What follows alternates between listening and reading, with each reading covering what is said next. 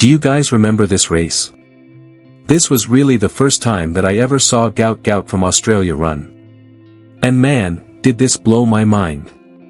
At 16 years old, Gout proved that his top speed abilities was already elite and was fast enough to put on this massive gap over his peers in this rather short racing distance that is the 100m. Believe it or not, this introduction to one of the most promising young sprinters in music, the world, took place almost exactly 2 years ago now, which seems almost impossible given how young he still is. But it just goes to show how much influence this Australian sprinter has already had in the track and field world.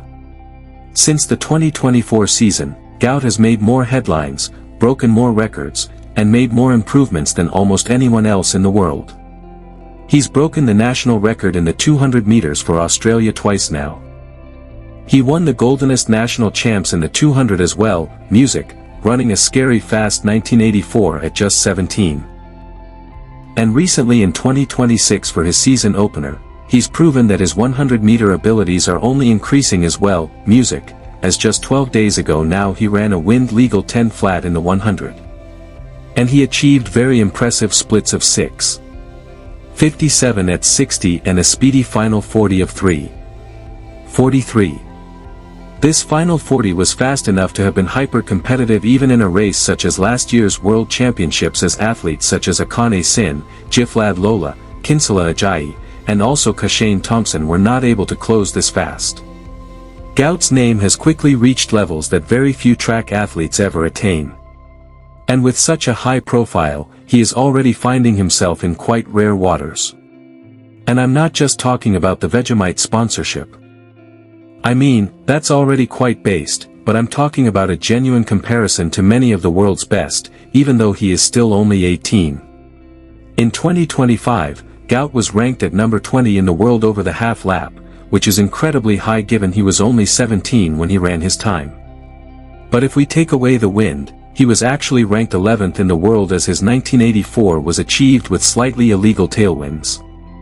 Gout Gout is genuinely one of those athletes that you just have to watch whenever he hits the track, because when he does compete there is a decent probability that he is about to break some kind of record. And this brings us to 2026, because in the 200m we officially have a showdown that could bring us something very special. And at the heart of this international 200 is the 18-year-old record breaker Gout Gout. At the start of 2025, it seemed as though the defending Olympic champion Letsile from Botswana was experiencing some kind of running slump. All the way up until July, he had not been able to break 20 seconds in the 200. And he also couldn't break 10 in the 100. And even though he had been focusing slightly more on the 400 than previous years, his times were still quite troubling given that he was so fast the previous season. Music, that was until he ran in the 2025 Prefontaine Classic. Because with the time of 1976, music, Tebogo reclaimed his position as the world's fastest at the time, and he even made a bold move of putting the crown back on his head after winning, signifying that yes, he was the man to beat. This one race transformed Tebogo's position as a decent runner in 2025, music, to quite possibly the favorite come the world champs. And upon reaching the track at the music World Championships in Tokyo, Tebogo managed to run a super impressive time of 19:665 music, which crazily enough was not even fast enough to get a medal. That men's 200 was out of control. But still, a 1965 ranks among some of the best 200 races in history. Music, and now he again is one of the primary athletes to beat in sprinting. And that brings us to the race of the hour, because in what can only be described as one of the races of the year for 2026, the 18-year-old Gout is finally set to clash against Letsile Tebogo in the music 200. And while Tebogo might have the upper hand with his racing experience and personal bests, this race is set to be way closer than you think. If we go back to this 100 season opener from Gout, we can see that he ran 10 seconds flat. A respectable, music, time, but nothing really crazy, right? Well, honestly, it kind of is. If we go back to the 2025 music season, we can see that Tebogo only ran under 10 seconds on one occasion. Music, meaning that with his season opener, Gout's improved start and continued top-end endurance is already getting up there with the previous world medalist in the 100. And considering that Gout is primarily music, a 200 athlete who has already achieved the fastest closing 50 in 200 music history under any condition, he will have a real chance to challenge an athlete like Letsile Tebogo. With his new improved start, I really do think that Gout has officially unlocked a door that could be the opening to consistent sub-20 music clockings, at least when he reaches a later end of the season. Assuming that he has not lost his classic top speed finish, Gout is quickly making progress to competitive performances on the world stage. If we conclude that Gout is just getting his speed together, music, in 2026, and if we assume that he'll reach a similar closing speed like he did in his peak 2025 music numbers, I think by mid-spring, Gout will be around 1980 shape in the 200 under legal conditions. Also, considering that this race will be taking place at Hayward Field in the Nike Prefontaine Classic, I also expect Gout Gout to step up his game with the competition and the atmosphere. Very rarely has Gout gotten the ability to race when he's at peak fitness, music, with such an environment. And this might be what he needs to unlock that magical sub-20 under legal conditions.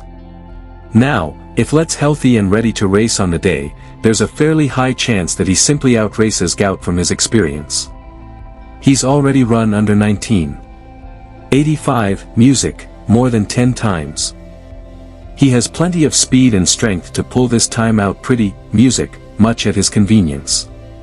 But also don't forget Tebogo's abilities are as music elite as they come, because even after running rounds in the Paris Olympics in both the music 100 and in the 200m, he then threw down a 1946 music performance, a time that only the fastest runners in history have ever surpassed. The battle of Gout Gout versus Letsile Tebogo is going to be very exciting, and this is really a mouth-watering prospect as to how fast they could run. But there's also another athlete set to race that could challenge both runners in this 200. And that athlete is Kenny Bednarek from the US.